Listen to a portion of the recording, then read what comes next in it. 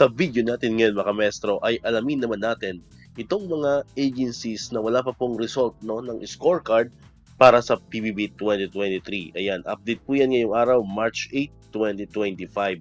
Yan, so marami nga po nagtatanong ng mga kamaestro natin dyan at ibang mga subscriber po natin from other agencies kung kumusta na nga po ang kanilang mga opisina, kung sila ba ay eligible or hindi eligible para sa PBB 2023. Especially po sa mga kasamahan natin, sa mga kamestro natin sa DepEd. Ayan.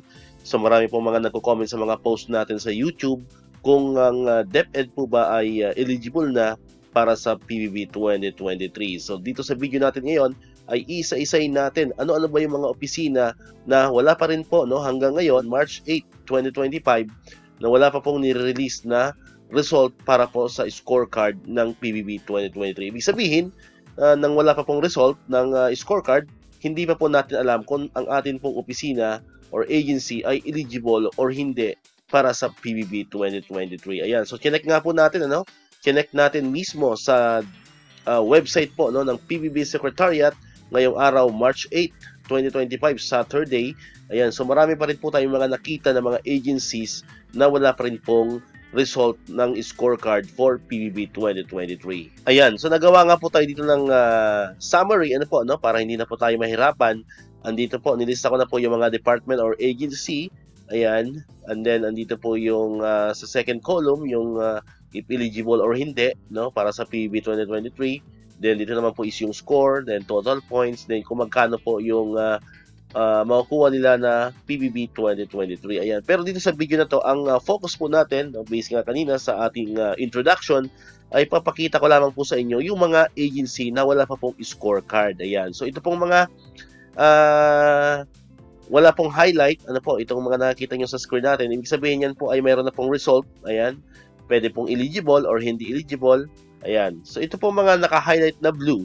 Ayan. Simulan po natin dito, Ayan, yung mga naka-highlight po na blue, yan po yung mga wala pa pong result, or wala pa pong scorecard na nire-release po ang PBB Secretariat.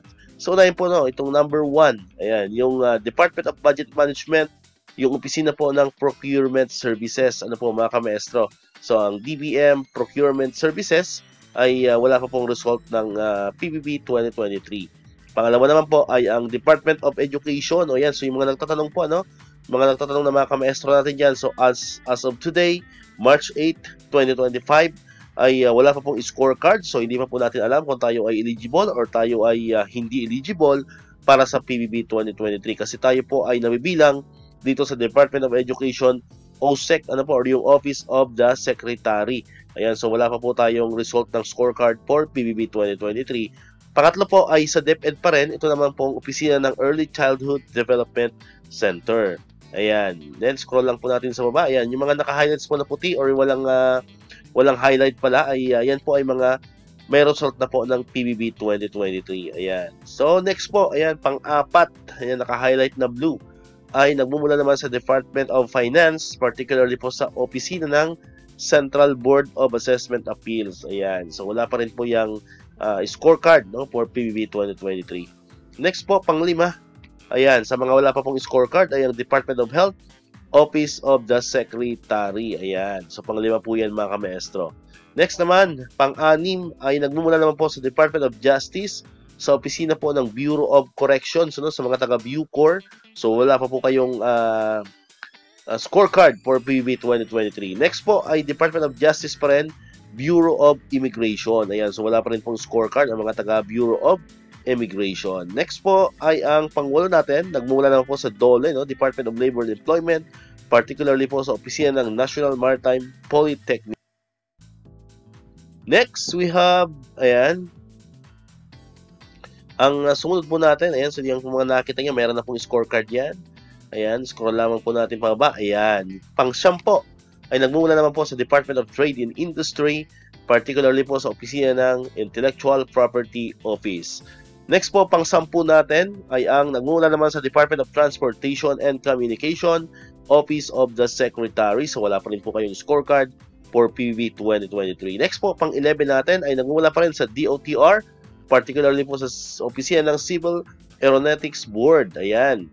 Next po, pang-12, nagmumula pa rin po sa DOTR, particularly po sa Maritime Industry Authority. Ayan, so next po, pang 13 natin, DOTR pa rin, particularly po sa opisina ng Office for Transportation Security. Next, pang 14, DOTR pa rin, Office of Transportation Cooperatives. Next po, pang 15, DOTR pa rin, Philippine Coast Guard, no? Sa mga taga-Philippine Coast Guard, so wala pa po tayong result, no? Or scorecard for PBB 2023. Next po ay DOTR pa rin, ang Toll Regulatory Board. Ano po mga kamaestro? So yung mga kasamahan natin yan sa Toll Regulatory Board, wala pa rin po kayong result for PBB 2023. At ang panghuli po natin, no, ito pang 17 sa listahan po natin ay ang NEDA, no, yung National Economic Development Authority, particularly po sa office ng Office of the Director General. So, yan. So far po, no, mapapansin po ninyo, ayan, ito po yung pinakadulo niya. Ayan, so meron po tayo ditong total of 17 na po mga kamaestro. So 17 na mga agencies or departments na wala pa pong nire-release na scorecard for PBB 2023. Ayan, so abang-abang lang po kayo sa channel natin. Ano po, kung merong mga bagong latest update po patungkol diyan, kung ito pong mga opisina na banggit natin ay magkakaroon na po ng scorecard, so abangan niyo po sa mga susunod na araw at yan po ay agad-agad natin gagawa ng videos if ever man po mayroong mga development. If ever man po mayroon ng mga development patungkol po sa ating scorecard for PBB 2023. Ayan, so sa mga hindi pa naman po nakakapanood ng videos natin, tungkol naman doon sa mga eligible at hindi eligible na opisina for PBB 2023, pwede nyo pong panoorin ang mga video po natin. Search nyo naman po yan sa YouTube channel ko. Meron po tayong mga video ginawa sa lahat ng mga agencies na eligible na. At meron din po tayong mga ginawang video patungkol naman po sa mga agencies naman na hindi po eligible for PBB 2023. Ayan. So lahat po niyan ay makikita nyo po dito sa ating YouTube channel. Alright, so dito ko natatapusin itong ating video ngayon mga kamaestro. Kung di ka pa nakakapag-subscribe, click mo na ang subscribe button dyan para ikaw yung unang nakakapanood ng mga videos na ina-upload natin. Katulad ito, yung mga updates pa rin about sa PBB 2023 and other benefits sa mga teachers and government employees. And syempre, click mo na rin ang notification bell button para manonotify ka, always updated ka pag may mga bago tayong uploaded na videos. So muli, maraming salamat sa inyong panonood at pakikinig. Once again, El Maestro. See you on my next vlog. Bye-bye!